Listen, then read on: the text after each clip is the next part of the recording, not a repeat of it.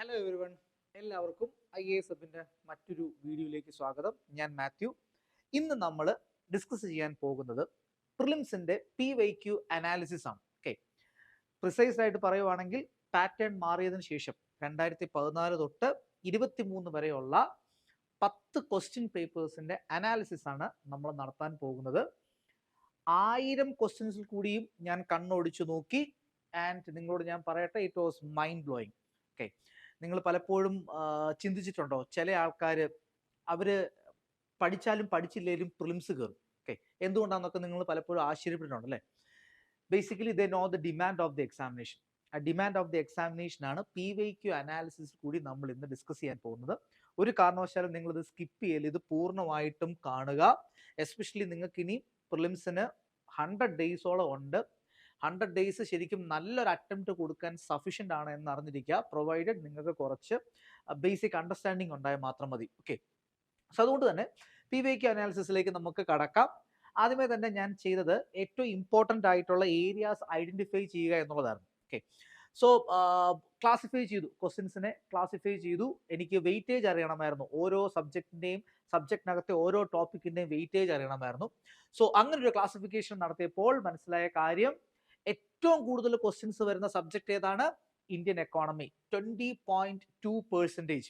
Okay, precised ആയിട്ട് പറയുവാണെങ്കിൽ 1000 ചോദ്യങ്ങളിൽ 202 ചോദ്യങ്ങളും വന്നത് ഇന്ത്യൻ ഇക്കോണമിയിൽ നിന്നാണ്. സോ ഇക്കോണമിക്ക് വേണ്ടിയിട്ട് നിങ്ങൾ സമയം കളഞ്ഞോ യാതൊരു കുഴപ്പമില്ല. പിന്നെ environment and ecology 17.2%, Indian polity 14.4%, history 13.5%. അതിൽ തന്നെ ക്ലാസിഫിക്കേഷൻ ഉണ്ടെന്ന് നിങ്ങൾക്കറിയാം. Obviously modern India attracts more questions 6.9%. And ancient and medieval കണ്ടപ്പോഴത്തേനും എനിക്കൊരു ഇൻട്രസ്റ്റിംഗ് ആയിട്ടുള്ള ഒരു ഫാക്ട് തോന്നി. പൊതുവെ നമ്മൾ എല്ലാവരോടും പറയുന്നുണ്ട് ഏൻഷ്യന്റ് ഇന്ത്യയിൽ നിന്നാണ് കൂടുതൽ ചോദ്യങ്ങൾ വരുന്നത്, മിഡീവൽ ഇന്ത്യയിൽ നിന്ന് കുറച്ച് ചോദ്യങ്ങളെ വരാറുള്ളൂ. പക്ഷെ അത് തെറ്റാണ്. എസ്പെഷ്യലി 2018 ശേഷം മിഡീവൽ ഇന്ത്യയിൽ നിന്ന് നന്നായിട്ട് ചോദ്യങ്ങൾ വരുന്നുണ്ട്. അതുകൊണ്ട് തന്നെ വെയിറ്റേജ് ഓൾമോസ്റ്റ് സെയിം ആണ്. 34 ചോദ്യങ്ങൾ ഏൻഷ്യന്റിൽ നിന്ന് ചോദിച്ചെങ്കിൽ 32 ചോദ്യങ്ങൾ മിഡീവലിൽ നിന്ന് ചോദിച്ചു. സോ മിഡീവലിനെ അങ്ങനെ തള്ളിക്കളയാൻ പറ്റത്തില്ല. ഈക്വൽ വെയിറ്റേജ് രണ്ടിനും കൊടുക്കുക എന്നറിഞ്ഞിരിക്കുക. പിന്നെ വെയിറ്റേജ് ഉള്ള സബ്ജക്ട് ജോഗ്രഫിയാണ്, 12.9%. അതിൽ തന്നെ സബ് ക്ലാസിഫിക്കേഷൻ ഉണ്ടെന്ന് നിങ്ങൾക്കറിയാം. ഫിസിക്കൽ ജോഗ്രഫിയിൽ നിന്നാണ് ഏറ്റവും കൂടുതൽ ചോദ്യങ്ങൾ വന്നത്, 4 അതിൽ തന്നെ 48 ചോദ്യങ്ങൾ. ഇന്ത്യൻ ജോഗ്രഫിയിൽ നിന്ന് 40 ചോദ്യങ്ങൾ. Then economic or resource geography 3.6%. Indian ജോഗ്രഫീന്റെ അത്രയും തന്നെ വെയിറ്റേജ് കൊടുത്ത് പഠിക്കേണ്ട ഒരു ഏരിയ ആണ് റിസോഴ്സ് ജോഗ്രഫി അല്ലെങ്കിൽ ഇക്കണോമിക് ജോഗ്രഫി എന്ന് പറഞ്ഞാൽ. പൊതുവെ ആസ്പിറൻസ് ചെയ്യുന്ന ഒരു മണ്ടത്തരം ഉണ്ട്, അവർ ജോഗ്രഫീന്റെ പഠനം എന്താണ്, ഫിസിക്കൽ ജോഗ്രഫിയിൽ നിന്നും ഇന്ത്യൻ ജോഗ്രഫിയിൽ നിന്നും നിർത്തും. കാരണം അത് പഠിക്കാൻ എളുപ്പമാണ്, NCERT ടെക്സ്റ്റിൽ അത് അതേപടി ഉണ്ട്. റിസോഴ്സ് ജോഗ്രഫിക്ക് കുറച്ചും കൂടി നിങ്ങൾ എഫേർട്ട് എടുക്കേണ്ടതായിട്ടുണ്ട്. ആ എഫേർട്ട് ഇട്ടോ. ഇന്ത്യൻ ജോഗ്രഫീന്റെ അത്ര തന്നെ വെയിറ്റേജ് ഇക്കണോമിക് അല്ലെങ്കിൽ റിസോഴ്സ് ജോഗ്രഫിക്ക് ഉണ്ട്. ഹ്യൂമൻ ജോഗ്രഫിയിൽ നിന്ന് അതിന് വെയിറ്റേജ് വളരെ കുറവാണ്, 2 ചോദ്യങ്ങളാണ് ആകെ ചോദിച്ചത്. പിന്നെ വെയിറ്റേജ് ഉള്ള subject science and technology. Okay, അത് അത്യാവശ്യം നല്ല വെയിറ്റേജ് ആണ്. ഞാൻ വിചാരിച്ചുകൊണ്ടിരുന്ന ഒരു 5 to 6 ക്വസ്റ്റ്യൻസ് അല്ലെങ്കിൽ ഒരു 7% വെയിറ്റേജ് ഇതിന് കാണത്തുള്ളൂ എന്നാണ്. പക്ഷെ നല്ല 12.2% വെയിറ്റേജ് ഉണ്ട് science and technology. Science and ടെക്നോളജിക്ക് 12.2% എന്ന് പറയുമ്പോഴത്തേനും നിങ്ങൾ അറിഞ്ഞിരിക്കേണ്ട കാര്യം, ഇതിന്റെ റിട്ടേൺ ഓൺ ഇൻവെസ്റ്റ്മെന്റ് ഭയങ്കര ഹൈ ആണ്. കാരണം നമ്മൾ പൊതുവെ ക്ലാസ്സസ് ഒക്കെ നമ്മൾ അറേഞ്ച് ചെയ്യുമ്പോഴത്തേനും മാക്സിമം ഒരു 40 അവേഴ്സ് അല്ലെങ്കിൽ ഒരു 45 അവേഴ്സിനുള്ളിൽ സയൻസ് ആൻഡ് ടെക്നോളജിന്റെ ക്ലാസ്സസ് ഇൻക്ലൂഡിങ് റിവിഷൻ കംപ്ലീറ്റ് ചെയ്യാനായിട്ട് പറ്റും. പക്ഷെ ഹിസ്റ്ററി ഒക്കെ എടുത്തു നോക്കിയേ, 100-120 മണിക്കൂറോളം ക്ലാസ്സസ് പോകും. ജോഗ്രഫി ആണെങ്കിലും 80-90 അവേഴ്സോളം ക്ലാസ്സസ് പോകും. പൊളിറ്റിയും അങ്ങനെ തന്നെ. സയൻസ് ആൻഡ് ടെക്നോളജി അത്രേ ഉള്ളൂ, ഒരു ചെറിയൊരു ഏരിയ ആണ്. Still it attracts 12.2%. So return on investment ഭയങ്കര ഹൈ ആണെന്ന് അറിഞ്ഞിരിക്കാം. പിന്നെ മെയിൻസിന് വേണ്ടി മാത്രമാണ് എന്ന് പറഞ്ഞ് പൊതുവെ നമ്മൾ മാറ്റിവെക്കുന്ന ഇന്റർനാഷണൽ റിലേഷൻസ് 5.3%. അത്യാവശ്യം നല്ല വെയിറ്റേജ് ഉണ്ട് എന്ന് അറിഞ്ഞിരിക്കുക. അതായത് ആർട്ട് ആൻഡ് കൾച്ചറിനേക്കാളും വെയിറ്റേജ് ഇന്റർനാഷണൽ റിലേഷൻസിനുണ്ട്. ഓക്കെ, പല ആൾക്കാരും ആർട്ട് ആൻഡ് കൾച്ചറിൽ മുങ്ങിത്തപ്പെന്ന് ഞാൻ കാണാറുണ്ട്, പക്ഷെ അതിനേക്കാളും വെയിറ്റേജ് ഇന്റർനാഷണൽ റിലേഷൻസിനുണ്ടെന്ന് അറിഞ്ഞിരിക്കാം. സോ ഈ ഒരു അണ്ടർസ്റ്റാൻഡിങ് നിങ്ങൾക്ക് വേണം. ഓക്കെ, കാരണം പ്രിലിംസ് പാസ്സാകാൻ നിങ്ങൾക്ക് 75-80 ക്വസ്റ്റ്യൻസോ അറ്റൻഡ് ചെയ്താൽ മതി. നിങ്ങൾ 90-95 ക്വസ്റ്റ്യൻസ് ഒക്കെ അറ്റൻഡ് ചെയ്യുന്നതിന്റെ റീസൺ നിങ്ങൾക്ക് ആദ്യം അറ്റൻഡ് ചെയ്ത ഒരു 75 ക്വസ്റ്റ്യൻസിൽ ഉറപ്പില്ലാത്തത് കൊണ്ടാണ്. ശരിക്കും കോർ ആയിട്ടൊരു ഏരിയ ഉണ്ട്, UPSC റെഗുലർ ആയിട്ട് ചോദിക്കുന്ന കോർ ആയിട്ടൊരു ഏരിയ ഉണ്ട്. ആ ഏരിയ ഐഡന്റിഫൈ ചെയ്ത് അതിനെ ഫോക്കസ് ചെയ്യുവാണെങ്കിൽ നിങ്ങൾക്ക് നിങ്ങളുടെ അറ്റംപ്റ്റ് 75 അല്ലെങ്കിൽ 80 ഒതുക്കാനായിട്ട് പറ്റും. പക്ഷെ അതിൽ ഉറപ്പ് വേണം. ഓക്കെ, സോ ആ ഏതൊക്കെ ഏരിയാസ് നിങ്ങൾക്ക് ലീവ് ചെയ്യാം, ഏതൊക്കെ ഏരിയാസിൽ നിങ്ങൾക്ക് കൂടുതൽ സ്ട്രെസ് കൊടുക്കാം എന്നാണ് ഇനി നമ്മൾ ഡിസ്കസ് ചെയ്യാൻ പോകുന്നത്. അത് ഓരോ സബ്ജക്റ്റിലും നമ്മൾ ഡിസ്കസ് ചെയ്യാൻ പോവാണ്. ഫസ്റ്റ് നമുക്ക് ഇന്ത്യൻ ഇക്കോണമി തന്നെ എടുക്കാം, കാരണം ഏറ്റവും കൂടുതൽ ചോദ്യങ്ങൾ അതിൽ നിന്നാണല്ലോ വന്നത്. Finance and monetary system attracts more questions. 49 ചോദ്യങ്ങൾ, 202 ചോദ്യങ്ങളാണ് ഇക്കോണമിയിൽ നിന്ന് ചോദിച്ചത്. അതിൽ 49 ചോദ്യങ്ങളും വന്നത് ഫിനാൻസ് ആൻഡ് മോണിറ്ററി സിസ്റ്റം എന്ന് പറഞ്ഞ ഏരിയയിൽ നിന്നാണ്. നമ്മുടെ മണി സപ്ലൈ, ബാങ്കിങ്, RBI, ആ ഒരു ഏരിയയിൽ നിന്നാണ് 49 ചോദ്യങ്ങളും. Then came external sector. Interesting ആണ് അല്ലേ? ഫോറക്സ് പോലത്തെ ആ ഒരു ഏരിയ, ബാലൻസ് ഓഫ് പേയ്മെന്റ്, ആ ഏരിയയിൽ നിന്നാണ് പിന്നെ കൂടുതൽ ചോദ്യങ്ങൾ വന്ന്. തേർഡ്, നിങ്ങളൊന്ന് അറിഞ്ഞിരിക്കുക, ഇക്കണോമിക്സ് ഓഫ് അഗ്രികൾച്ചർ. പല ആസ്പിറൻസും അഗ്രികൾച്ചർ മെയിൻസിന് വേണ്ടി പഠിക്കേണ്ട ഒരു സംഭവമാണെന്ന് പറഞ്ഞ് മാറ്റിവെക്കുന്നത് കണ്ടിട്ടുണ്ട്. തെറ്റാണ്. ഇക്കണോമിക്സിൽ ഏറ്റവും കൂടുതൽ വെയിറ്റേജ് വന്നിരിക്കുന്ന അഗ്രികൾച്ചറിൽ നിന്നാണ്. ഇപ്പൊ മനസ്സിലായോ എന്തുകൊണ്ടാണ് ചില ആൾക്കാർ എപ്പോഴും പ്രിലിംസ് പാസ്സാകുന്നത് എന്നുള്ളത്? അവർക്കറിയാം ഏത് ഏരിയയിൽ നിന്നാണ് വരുന്നത്, അത് അവർ സ്ട്രോങ് ആക്കും. ഓക്കെ, പ്രിലിംസ് നിങ്ങൾ പാസ്സായില്ലെങ്കിൽ ഒറ്റ കാര്യം ഓർത്തിരുന്നാൽ നിങ്ങൾക്ക് ഫണ്ടമെന്റൽസിൽ നിങ്ങൾക്ക് സ്ട്രെങ്ത് ഇല്ല. ഫണ്ടമെന്റൽസ് സ്ട്രെങ്ത് ആക്കുക, ഏതൊക്കെ ഏരിയയിൽ സ്ട്രോങ് ആക്കണം എന്നാണ് നമ്മൾ ഡിസ്കസ് ചെയ്യാൻ പോകുന്നത്. Okay, so economics of agriculture and agriculture ഭയങ്കര ഇമ്പോർട്ടന്റ് ആണ്. അഗ്രികൾച്ചർ ആ ഒരു ഏരിയയിൽ നിന്ന് ക്വസ്റ്റ്യൻസ് നമുക്ക് എൻവയോൺമെന്റ് ആൻഡ് ഇക്കോളജി റിലേറ്റഡ് ആയിട്ട് ചോദിക്കാറുണ്ട്, റിസോഴ്സ് ജോഗ്രഫി റിലേറ്റഡ് ആയിട്ട് ചോദിക്കാറുണ്ട്. ഏറ്റവും കുറഞ്ഞത് 7 ക്വസ്റ്റ്യൻസ് ഓൺ ആൻ ആവറേജ് എല്ലാ വർഷവും ചോദിക്കുന്ന ഒരു ഏരിയ ആണ് അഗ്രികൾച്ചർ. ഇതൊക്കെയാണ് ശരിക്കും പറഞ്ഞാൽ ഡിസൈഡിങ് ഫാക്ടേഴ്സ് ആയിട്ട് മാറാൻ പോകുന്നത്. Okay, so give due weightage to agriculture. Schemes and welfare programs ആണ് പിന്നെ വെയിറ്റേജ്. ഇപ്പൊ എന്താ പറയുക, സോഷ്യൽ സെക്യൂരിറ്റി, വെൽഫെയർ, അല്ലെങ്കിൽ സ്കിൽ ഡെവലപ്മെന്റ്, ഓണ്ടർപ്രണർഷിപ്പ്, ഇതൊക്കെ ആയിട്ട് ബന്ധപ്പെട്ട് ഇഷ്ടംപോലെ government schemes and welfare programs ഉണ്ടല്ലോ, അതിൽ നിന്നാണ് ചോദ്യങ്ങൾ വരുന്നത്. Then came public finance and taxation, നമ്മുടെ ഫിസ്ക്കൽ പോളിസി എന്ന് പറഞ്ഞിരിക്കുന്ന area. Demography and indicators of development, poverty, unemployment, ഇങ്ങനത്തെ കാര്യങ്ങളുണ്ടല്ലോ, ആ ഒരു ഏരിയയിൽ നിന്ന് പിന്നെ ചോദ്യങ്ങൾ വരുന്നു. Then came capital market. ഇതൊക്കെയാണ് ഇക്കണോമിയിൽ ഏറ്റവും കൂടുതൽ ചോദ്യങ്ങൾ വരുന്ന ഏരിയാസ് എന്ന് പറഞ്ഞാൽ. ബാക്കി മൈനർ ഏരിയാസ് ഞാൻ ഇവിടെ ഇട്ട് തന്നിട്ടുണ്ട്, എല്ലാം ഒന്നും ഡിസ്കസ് ചെയ്യുന്നില്ല. നിങ്ങൾക്ക് ജസ്റ്റ് സ്ക്രീൻ പോസ് ചെയ്ത് നിങ്ങൾക്ക് എഴുതിയെടുക്കാം, അല്ലെങ്കിൽ സ്ക്രീൻഷോട്ട് എടുക്കാവുന്നതേ ഉള്ളൂ. സെക്കൻഡ് മോസ്റ്റ് ഇമ്പോർട്ടന്റ് സബ്ജക്ട് ആയിട്ടുള്ള എൻവയോൺമെന്റ് ആൻഡ് ഇക്കോളജി നോക്കാം. 17.2%, അതായത് 172 ചോദ്യങ്ങളാണ് ഈ ഏരിയയിൽ നിന്ന് വന്നത്. അതിൽ ഏറ്റവും കൂടുതൽ വരുന്ന ടോപ്പിക് ഏതാണ്? ബയോഡൈവേഴ്സിറ്റി, 29. ബയോഡൈവേഴ്സിറ്റിയിൽ ഒരു കാര്യം കൂടി സ്പെസിഫിക് ആയിട്ട് എടുത്തു പറയാനായിട്ട് ആഗ്രഹിക്കുന്നു. ബയോഡൈവേഴ്സിറ്റിയിൽ ഏറ്റവും കൂടുതൽ ചോദ്യങ്ങൾ വന്നിരിക്കുന്നത് ബയോഡൈവേഴ്സിറ്റി ഓഫ് ഇന്ത്യ എന്ന് വന്നിരിക്കുന്ന ഏരിയയിലാണ്. സോ ഇന്ത്യയുടെ ബയോഡൈവേഴ്സിറ്റി നിങ്ങൾ നന്നായിട്ട് ശ്രദ്ധിച്ച് പഠിക്കണം. Then came global warming and climate change, 28 ചോദ്യങ്ങൾ, എല്ലാം തന്നെ including UNFCC, Paris peace climate, അങ്ങനത്തെ കാര്യങ്ങൾ. So global warming and climate ചേഞ്ചുമായി ബന്ധപ്പെട്ടാണ് 28 ചോദ്യങ്ങൾ. ദെൻ ബയോഡൈവേഴ്സിറ്റി കൺസർവേഷൻ, 20 ചോദ്യങ്ങൾ. ഇപ്പൊ ബയോഡൈവേഴ്സിറ്റി കൺസർവേഷനിലാണല്ലോ നമ്മൾ ex situ conservation, in situ conservation. So അതിൽ നമുക്ക് national park, wild life sanctuary, ഇങ്ങനത്തെ കാര്യങ്ങളെല്ലാം തന്നെ വരും അല്ലെ. സോ 20 മാർക്ക് അതിൽ നിന്ന് വരുന്നു. പിന്നെ ബാക്കിയുള്ള ബാക്കി എല്ലാ നാഷണൽ ആൻഡ് ഇന്റർനാഷണൽ ഇനിഷ്യേറ്റീവ്സിനെ, അതായത് biodiversity conversion and climate change ഒഴിച്ച് ബാക്കിയുള്ള എല്ലാ കൺസർവേഷൻ മെഷേഴ്സും ഉണ്ടല്ലോ, അത് ഇന്റർനാഷണൽ, ഇപ്പൊ red plus, UN red plus, അങ്ങനത്തെ കാര്യങ്ങൾ. അതിന് നമ്മൾ പൊതുവെ എൻവയോൺമെന്റൽ കൺസർവേഷൻ എന്ന് പറഞ്ഞാണ് നമ്മൾ തിരിച്ചു പഠിക്കുന്നത്. ഏതാണ്ട് 20 മാർക്ക് അതിൽ നിന്ന് വന്നു. Wild life conservation 10. Okay, so ഇതൊക്കെയാണ് മെയിൻ ഏരിയാസ് എന്ന് അറിഞ്ഞിരിക്കാം. പിന്നെ വെയിറ്റേജ് ഉള്ള ഫംഗ്ഷൻസ് ഓഫ് ഇക്കോസിസ്റ്റം. ഇക്കോസിസ്റ്റത്തിന് ഒത്തിരി ഫംഗ്ഷൻസ് ഇല്ല. ഇപ്പൊ എന്താ പറയുക, നമ്മുടെ ഫുഡ് ചെയിന്, ആ എനർജി ഫ്ലോയ്, ബയോകെമിക്കൽ സൈക്കിൾസ്, അങ്ങനത്തെ കാര്യങ്ങളൊക്കെ വരുന്ന ഏരിയ. 13 ചോദ്യം. Air pollution 11. അഗ്രികൾച്ചർ 9. എഗെയിൻ കണ്ടോ, അഗ്രികൾച്ചർ ഇവിടെ 9 മാർക്ക് ചോദിക്കുകയാണ്. ഓക്കെ, സോ ഇതൊക്കെയാണ് എൻവയോൺമെന്റ് ഇക്കോളജിയിലെ ഏറ്റവും ഇമ്പോർട്ടന്റ് ആയിട്ടുള്ള ഏരിയാസ്. ലെസ് ഇമ്പോർട്ടന്റ് ഏരിയാസ് കാണിക്കാനായിട്ടാണ് ഈ slide. Okay, types of ecosystem, terrestrial, aquatic, അങ്ങനെ കുറെ സാധനങ്ങളുണ്ടല്ലോ. Marine and water pollution 7, hazardous waste pollution 4, forest conservation India 3. ഇത് ജസ്റ്റ് ഫാക്ച്വൽ ഇൻഫർമേഷൻ ആണ്. നിങ്ങൾക്ക് സ്ക്രീൻ പോസ് ചെയ്തിട്ട് എഴുതിയെടുക്കാം, അല്ലെങ്കിൽ സ്ക്രീൻഷോട്ട് എടുത്താലും മതി. ഇത് ഞാൻ എക്സ്പ്ലെയിൻ ചെയ്ത് പോകേണ്ട കാര്യമില്ല എന്ന് തോന്നുന്നു. ഇവിടെ ഇന്റർ റിലേറ്റഡ് എന്ന് പറഞ്ഞിരിക്കുന്ന ഒരു ടേം ഇട്ടിട്ടുണ്ട്. ഇന്റർ റിലേറ്റഡ് എന്ന് പറഞ്ഞാൽ നമുക്ക് ഒരു ചാപ്റ്ററിലും കൊണ്ട് ഇടാൻ പറ്റത്തില്ല. ഓക്കെ, ഇപ്പൊ ഫോർ എക്സാമ്പിൾ ഒരു സ്റ്റേറ്റ്മെന്റ് ഫണ്ടമെന്റൽ റൈറ്റ്സിൽ നിന്നാണെങ്കിൽ അടുത്ത സ്റ്റേറ്റ്മെന്റ് വരുന്നത് ചിലപ്പോൾ ഫണ്ടമെന്റൽ ഡ്യൂട്ടീസിൽ നിന്നായിരിക്കും. ഇതിനെ നമുക്ക് റൈറ്റ്സിൽ ഉൾപ്പെടുത്താൻ പറ്റത്തില്ല, ഡ്യൂട്ടീസിൽ ഉൾപ്പെടാൻ പറ്റത്തില്ല, അങ്ങനത്തെ ചോദ്യങ്ങളുണ്ടല്ലോ. അതിനാണ് ഞാൻ ഇവിടെ ഇന്റർ റിലേറ്റഡ് എന്ന് പറഞ്ഞിരിക്കുന്ന ടെർമിനോളജി യൂസ് ചെയ്തിരിക്കുന്നത് അറിഞ്ഞിരിക്കുക. സോ ഇതാണ് എൻവയോൺമെന്റ് ആൻഡ് ഇക്കോളജിന്റെ മൊത്തത്തിലുള്ള വെയിറ്റേജ്. തേർഡ് ഇമ്പോർട്ടൻറ്റ് സബ്ജക്ട് ഏതാണ്? പൊളിറ്റി. ഓക്കെ, സോ പൊളിറ്റി നമുക്ക് ജസ്റ്റ് ഒന്ന് അനലൈസ് ചെയ്യാം. ആൻഡ് പൊളിറ്റി എനിക്ക് തോന്നുന്നു ഒരു അല്പം നീതിപൂർണ്ണമായിട്ട് UPSC ഹാൻഡിൽ ചെയ്തിരിക്കുന്ന ഒരു സബ്ജക്ട് ആണ്. ഏറ്റവും കൂടുതൽ ക്വസ്റ്റ്യൻസ് വന്നിരിക്കുന്നത് ഏറ്റവും വലിയ ചാപ്റ്റേഴ്സിൽ നിന്നാണ്. ഓക്കെ, ഫണ്ടമെന്റൽ റൈറ്റ്സ് പഠിച്ചാൽ ഒത്തിരി ഉണ്ട് പഠിക്കാനായിട്ട്. അതേപോലെ തന്നെ പാർലമെന്റ് ഒത്തിരി ഉണ്ട് പഠിക്കാനായിട്ട്. പക്ഷെ നിങ്ങൾ പഠിച്ചോ കുഴപ്പമില്ല. ഏറ്റവും വലിയൊരു ഏരിയ ആയിട്ടുള്ള പാർലമെന്റിൽ നിന്ന് തന്നെയാണ് ഏറ്റവും കൂടുതൽ ചോദ്യങ്ങൾ വന്നിരിക്കുന്നത് 24. പിന്നെ ഫണ്ടമെന്റൽ റൈറ്റ്സ്, പിന്നെ judiciary, then general features of Indian constitution. നമ്മൾ ക്ലാസിന്റെ തുടക്ക സമയത്ത് കുറെ നമ്മൾ കാര്യങ്ങൾ ഡിസ്കസ് ചെയ്തില്ലേ, എന്തിനാണ് കോൺസ്റ്റിറ്റ്യൂഷൻ ഫോർ ലിമിറ്റഡ് ഗവൺമെന്റ്, അല്ലെങ്കിൽ doctrine of separation of powers എന്താണ്, അങ്ങനത്തെ ആ ഫിലോസഫി കാര്യങ്ങളൊക്കെ പറയുന്ന ബേസിക് സംഭവങ്ങളില്ലേ, അതിൽ നിന്ന് 11 ചോദ്യങ്ങൾ.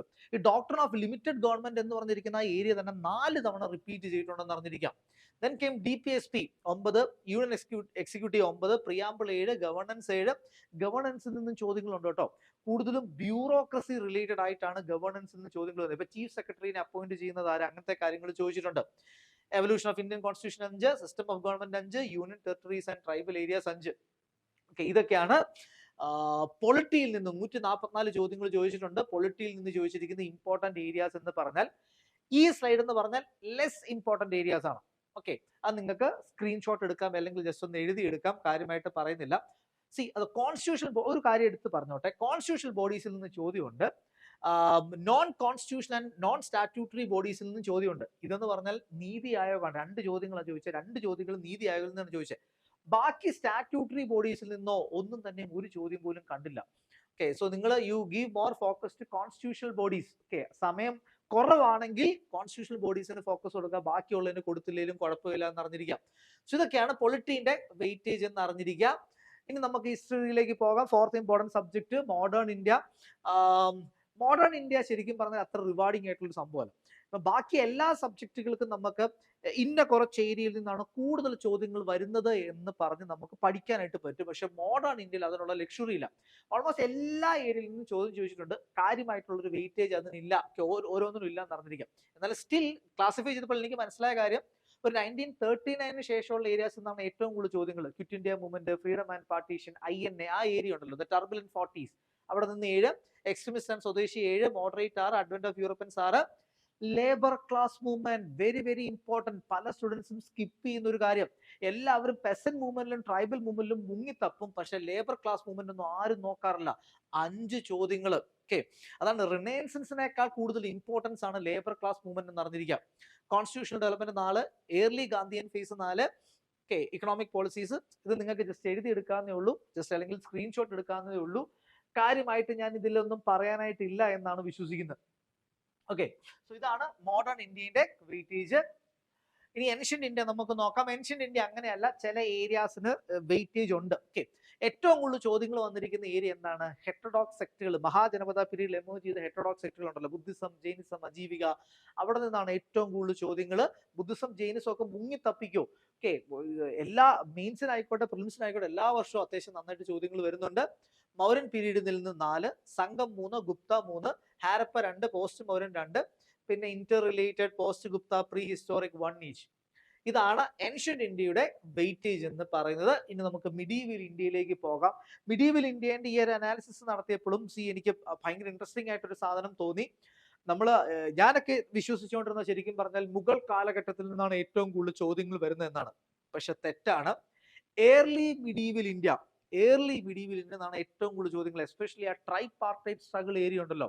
ഓക്കെ, രജപുത്രന്മാരുടെ തുടക്കം, അല്ലെങ്കിൽ ചോളാസ്, ഗുർജാര പ്രതിഹാരാസ്, ആ ഒരു ഏരിയയിൽ നിന്നാണ് ശരിക്കും പറഞ്ഞാൽ ഏറ്റവും കൂടുതൽ ചോദ്യങ്ങൾ. ആൻഡ് ഇത് ഭയങ്കര സിമ്പിളുമാണ്. പൊളിറ്റിക്കൽ ഹിസ്റ്ററി അല്ലെങ്കിൽ അഡ്മിനിസ്ട്രേറ്റീവ് റിലേഷൻസ്, ഈ ഏരിയയിൽ നിന്നേ ചോദ്യങ്ങളുള്ളൂ.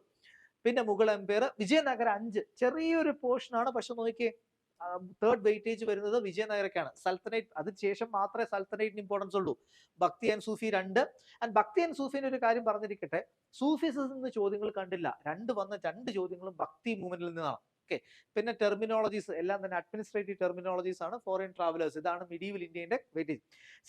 ഇങ്ങനെ കാര്യങ്ങൾ പറഞ്ഞു പോകുമ്പോൾ എനിക്ക് തോന്നുന്നു, ഇതിനകത്ത് തന്നെ എങ്ങനത്തെ രീതിക്കുള്ള ചോദ്യങ്ങളാണ് വന്നത് എന്ന് എനിക്ക് നിങ്ങളോട് ശരിക്കും പറഞ്ഞാൽ എക്സ്പ്ലെയിൻ ചെയ്യാനായിട്ട് താല്പര്യമുണ്ട്. പക്ഷെ ഒരു യൂട്യൂബ് വീഡിയോ ആയിട്ട് നമുക്ക് ലിമിറ്റേഷൻസ് ഉണ്ട്.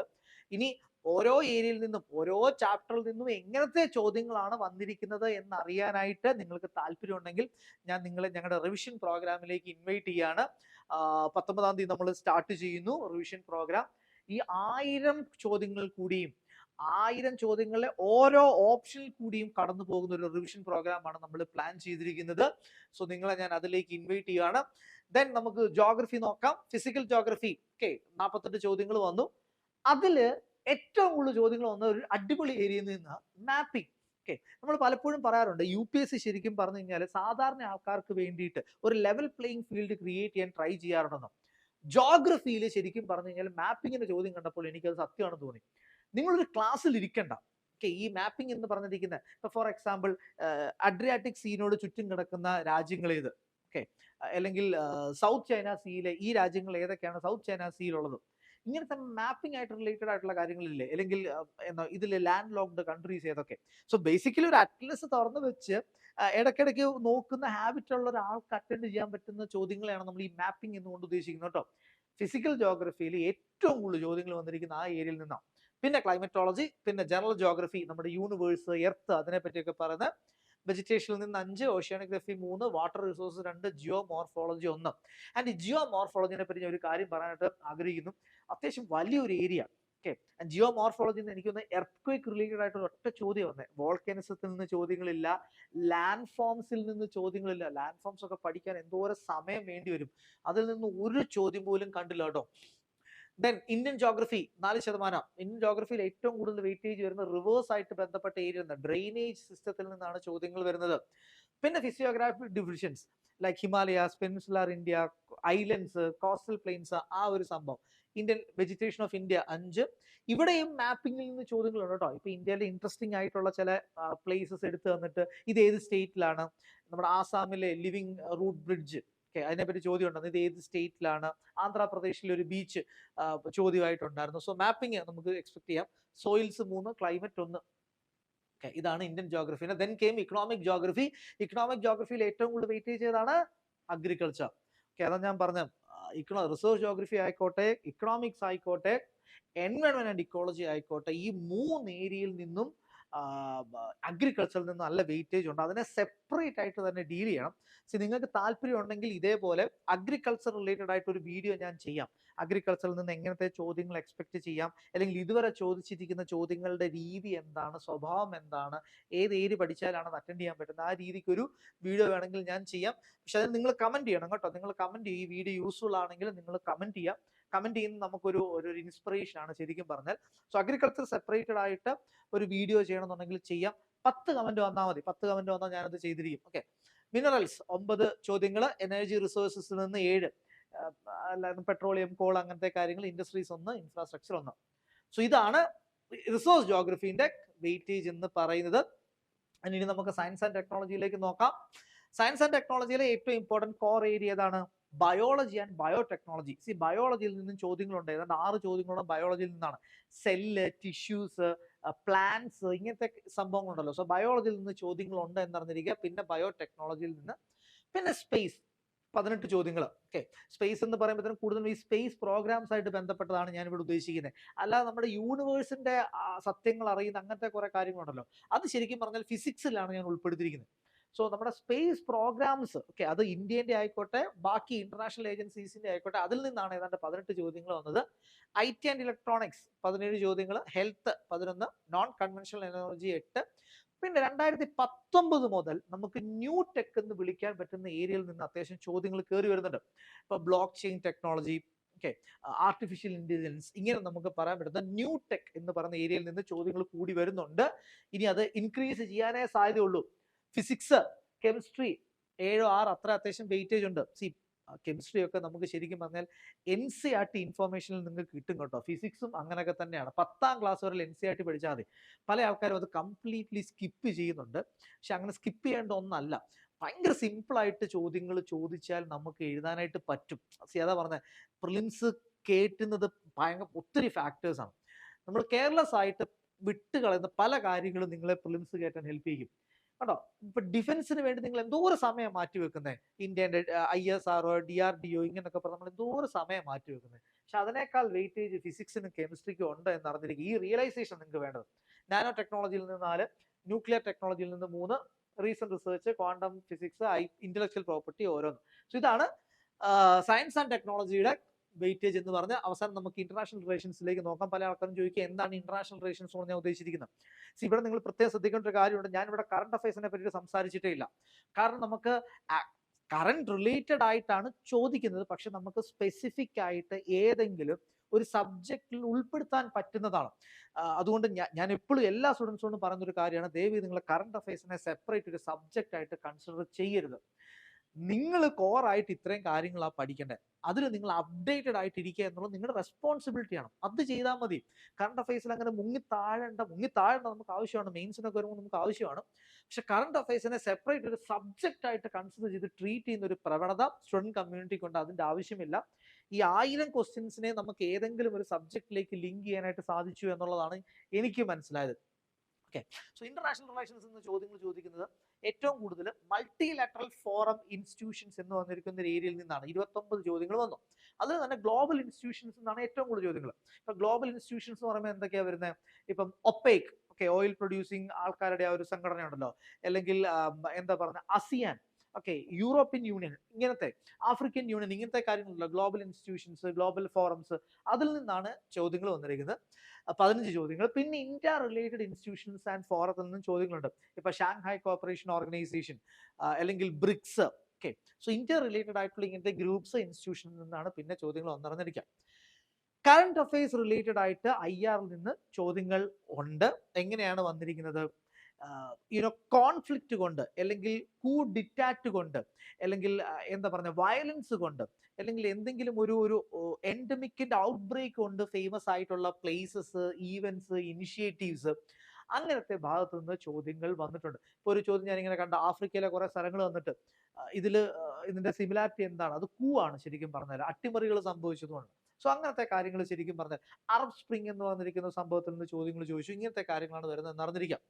പിന്നെ bilateral relations of India with major powers നമ്മൾ IR പഠിക്കുന്നതാണ്. അതിൽ നിന്ന് ചോദ്യങ്ങളുണ്ട്. ചോദ്യങ്ങൾ വന്നിരിക്കുന്ന ആഫ്രിക്കൻ കൺട്രീസുമായിട്ടുള്ള ഇന്ത്യൻ ഇനിഷ്യേറ്റീവ്സിൽ നിന്ന് വന്നു, ASEAN ഇന്ത്യ ബന്ധത്തിൽ നിന്ന് വന്നു, വെസ്റ്റ് ഏഷ്യ ഇന്ത്യ ബന്ധത്തിൽ നിന്ന് വന്നു, EU റഷ്യ ഈ ഏരിയയിൽ നിന്ന് വന്നു. ഇന്ത്യ ഇറ്റ്സ് നെയ്ബർഹുഡിൽ നിന്ന് 2 ചോദ്യങ്ങൾ. International policies agreements, okay, like belt and road initiatives പോലത്തെ ഇന്റർനാഷണൽ പോളിസീസ് എഗ്രിമെന്റ്സ് ഉണ്ടല്ലോ, അങ്ങനത്തെ ഏരിയയിൽ നിന്ന് 4 ചോദ്യങ്ങൾ വന്നു. ഇതാണ് ഇന്റർനാഷണൽ റിലേഷൻസിന്റെ നിങ്ങൾ അറിഞ്ഞിരിക്കാം. ആൻഡ് ഫൈനലി നമുക്ക് ആർട്ട് ആൻഡ് കൾച്ചറിലേക്ക് നോക്കാം. ആർട്ട് ആൻഡ് കൾച്ചറിലെ ഏറ്റവും ഇമ്പോർട്ടന്റ് ഏരിയ ഏതാണ്? ആർക്കിടെക്ചർ. 10 ചോദ്യങ്ങൾ ആർക്കിടെക്ചറിൽ നിന്ന് വന്നു. അതിൽ കേവ് ആർക്കിടെക്ചർ ഉൾപ്പെടും, ടെമ്പിൾ ആർക്കിടെക്ചർ ഉൾപ്പെടും, ബുദ്ധിസ്റ്റ് ആർക്കിടെക്ചർ ഉൾപ്പെടും. ഈ 3 ഏരിയയിൽ നിന്നാണ് ചോദ്യങ്ങൾ വന്നത് കേട്ടോ.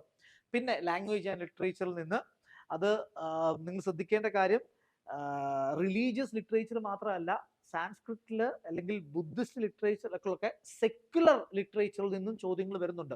സോ പൊതുവെ എല്ലാവരും റിലീജിയസ് ലിറ്ററേച്ചറിനോടാണ് കൂടുതൽ പ്രിയം, പഠിക്കാൻ എളുപ്പമായിട്ട്. അങ്ങനെയല്ല, സെക്യുലർ ലിറ്ററേച്ചറിൽ നിന്നും ചോദ്യമുണ്ട്. റിലീജിയൻ ആൻഡ് ഫിലോസഫിയിൽ നിന്ന് 4. സ്പോർട്സ് 5 ചോദ്യങ്ങൾ. ഓക്കെ, അതാണ് ആർട്ട് ആൻഡ് കൾച്ചർ. നമ്മുടെ സംസ്കാരത്തിന്റെ ഭാഗം തന്നെയാണ് സ്പോർട്സും. അത് പല ആൾക്കാരും ആ ഒരു അണ്ടർസ്റ്റാൻഡിങ് ഉണ്ടായാൽ മതി. സ്പോർട്സിൽ നിന്ന് ചോദ്യങ്ങളുണ്ട്. 5 ചോദ്യങ്ങൾ സ്പോർട്സിൽ നിന്ന് ചോദിച്ചത്. സ്കൾപ്ചർ, പെയിന്റിങ്, ഡാൻസ്, ഇതിനേക്കാൾ എല്ലാം വെയിറ്റ് ചെയ്യുന്നുണ്ട് സ്പോർട്സ് ഉണ്ട്. നിങ്ങൾ കറണ്ട് റിലേറ്റഡ് ആയിട്ടുള്ള സ്പോർട്സ് ഇവന്റ്സ് നിങ്ങൾ ഫോളോ ചെയ്യണം കേട്ടോ. Festivals and fair, handicraft 2. ഈ ഹാൻഡിക്രാഫ്റ്റിനെ പറ്റിയിട്ട് ഒരു കാര്യം കൂടി ഞാൻ പറയാനായിട്ട് ആഗ്രഹിക്കുന്നു. ഹാൻഡിക്രാഫ്റ്റ് എന്ന് പറഞ്ഞിരിക്കുന്ന ചോദ്യങ്ങളെല്ലാം തന്നെയും ഫാബ്രിക്സിൽ നിന്നാണ് വന്നിരിക്കുന്നത് കേട്ടോ. അപ്പൊ എനിക്ക് തോന്നുന്നത് ഇന്ത്യ പണ്ട് തൊട്ടേ ആൻ എക്സ്പോർട്ടർ ഓഫ് ടെക്സ്റ്റൈൽസ് ആണല്ലോ, അന്നും ഇന്നും. അതുകൊണ്ടായിരിക്കാം നമ്മുടെ ഹാൻഡിക്രാഫ്റ്റുമായിട്ട് ബന്ധപ്പെട്ട് ചോദ്യങ്ങൾ വന്നത്, ഫാബ്രിക്സ് ആയിട്ടുള്ളത്. പിന്നെ ബാക്കിയുള്ള മൈനർ സംഭവങ്ങളും കൂടി ഞാനിവിടെ ഇട്ട് തരുന്നു. സോ ഇതാണ് കഴിഞ്ഞ 10 വർഷത്തെ PYQ അനാലിസിസ് എന്ന് പറഞ്ഞ് നിങ്ങൾക്ക് ഹെൽപ്ഫുൾ ആയെന്ന് ഞാൻ ശരിക്കും വിശ്വസിക്കുന്നു. അഗെയിൻ നമുക്ക് ഓരോ ചാപ്റ്ററിൽ നിന്നും, ഓരോ ടോപ്പിക്കിൽ നിന്നും ഏത് തരത്തിലുള്ള ചോദ്യങ്ങളാണ് ചോദിച്ചിരിക്കുന്നത് എന്ന് ഇൻഫർമേഷൻ കയ്യിലുണ്ട്. പക്ഷെ ഒറ്റൊരു വീഡിയോയിൽ എല്ലാം കൂടി നമുക്ക് പറയാൻ പറ്റാത്തതുകൊണ്ടാണ്. നിങ്ങൾക്ക് താല്പര്യം ഉണ്ടെങ്കിൽ നിങ്ങൾക്ക് കമന്റ് ചെയ്യാം. നിങ്ങളുടെ കമന്റ് അനുസരിച്ച് നമുക്ക് കാര്യങ്ങൾ ചെയ്യാവുന്നതാണ്. ഇനിയും 100 ഡേയ്സോളം ഉണ്ട്. സഫീഷ്യന്റ് ആണ് നിങ്ങൾക്ക് നല്ലൊരു അറ്റംപ്റ്റ് കൊടുക്കാൻ. സോ കൂടുതൽ ഇമ്പോർട്ടൻസ് കൊടുക്കേണ്ട ഏരിയയിൽ ഏറ്റവും കുറഞ്ഞ 2 റിവിഷനെങ്കിലും കൊടുക്കാനായിട്ട് ശ്രമിക്കുക. സോ അവസാനം ഒക്കെ ആകുമ്പോഴത്തേനും നിങ്ങൾക്ക് രണ്ടാമത്തെ റിവിഷൻ ചിലപ്പോൾ സമയം കിട്ടില്ല എന്ന് വരത്തില്ല. സോ ഏറ്റവും ഇമ്പോർട്ടന്റ് ഏരിയാസ് നിങ്ങൾ എടുത്തു വെക്കുക. അതിൽ കുറഞ്ഞത് 2 റിവിഷനെങ്കിലും കൊടുക്കാനായിട്ട് ശ്രദ്ധിക്കുക. നിങ്ങൾ പ്രിലിംസ് കയറിയിരിക്കും. 75 to 80 questions. നിങ്ങളുടെ ഫൗണ്ടേഷൻ സ്ട്രോങ് ആണെങ്കിൽ, പല ആൾക്കാരും പറയുന്നുണ്ട് ക്വസ്റ്റ്യൻസിന്റെ പാറ്റേൺ ചേഞ്ച് ചെയ്തുകൊണ്ട് 75-80 ഒതുക്കി നിർക്കാൻ പറ്റത്തില്ല, 90 ക്വസ്റ്റ്യൻസ് വരെ അറ്റൻഡ് ചെയ്യേണ്ടി വരുന്നു എന്നുള്ളത് തെറ്റാണ്. നിങ്ങളുടെ ഫൗണ്ടേഷൻസ് കറക്റ്റ് ആണെങ്കിൽ, സ്ട്രോങ് ആണെങ്കിൽ 75 to 80 ക്വസ്റ്റ്യൻസ് ധാരാളം. 75 to 80 ക്വസ്റ്റ്യൻസ് മാത്രം അറ്റൻഡ് ചെയ്യാനുള്ള അഡ്വാൻറ്റേജ് എന്ന് പറഞ്ഞാൽ നിങ്ങൾക്ക് 20 ചോദ്യം വിടാൻ പറ്റും.